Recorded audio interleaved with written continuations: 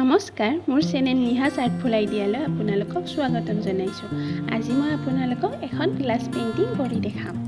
প্ৰথমতে মই কাগজ এখনত ছবিখন আঁকি লৈছোঁ আৰু কাগজখনৰ ওপৰত গ্লাছখন থৈ টেপেৰে বৰ্ডাৰকেইটা বনাই লৈছোঁ আৰু কাগজখনো গ্লাছখনৰ পিছপিনে টেপেৰে লগাই লৈছোঁ যাতে কাগজখন এটা জেগাতে থাকে, লৰচৰ নহয়। এতিয়া মাৰ্কাৰ পেন এটাৰে গ্লাছৰ ওপৰত স্কেটচটো বনাই ল'ম।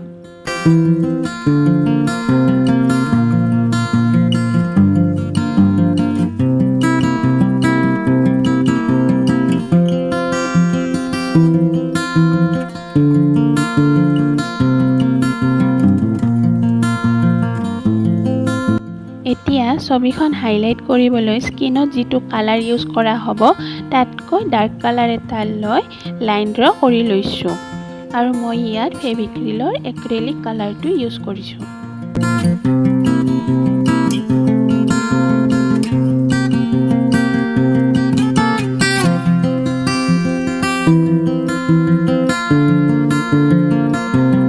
লাইনবোৰ ড্ৰ কৰা হৈ গ'ল, এতিয়া কালাৰবোৰ ফিল কৰি গ'লে হ'ল।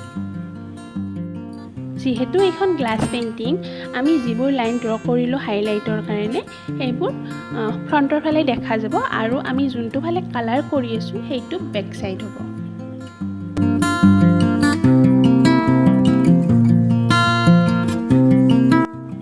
পিছফালে যোনখন কাগজ আছিল সেইখন মই গুচাই লৈছোঁ, কাৰণ গ্লাছততো ছবিখন আঁকিয়ে ল'লোঁ, সেইখনৰ প্ৰয়োজন নাই এতিয়া, আৰু থাকিলেও থাকিব পাৰে, শেষত গুচালেও কথা নাই।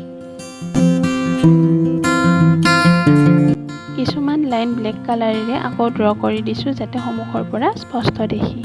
একেদৰে বাকীবোৰ কালাৰো ফিল কৰি যাম।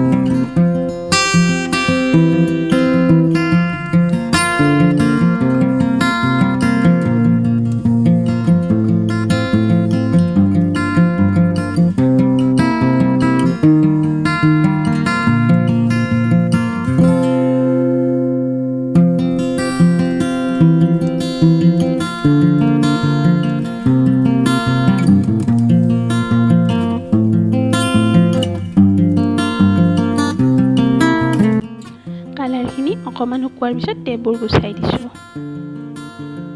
মই ফুটটো দিব পাহৰি থাকিলোঁ, গ্লাছৰ ওপৰতে এতিয়া দি লৈছোঁ। আপোনালোকে মুখখন কালাৰ কৰাৰ আগতে ফুটটো দি ল'ব, তেতিয়াহে গ্লাছত সন্মুখৰ পৰা দেখা পোৱা যাব।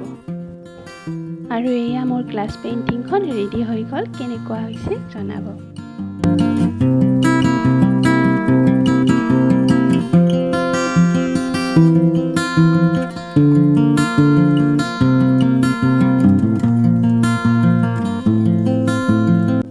আৰু এয়া পেইণ্টিংখনৰ পিছফালটোতো মই হাইলাইট কৰি ফুট দি লৈছোঁ।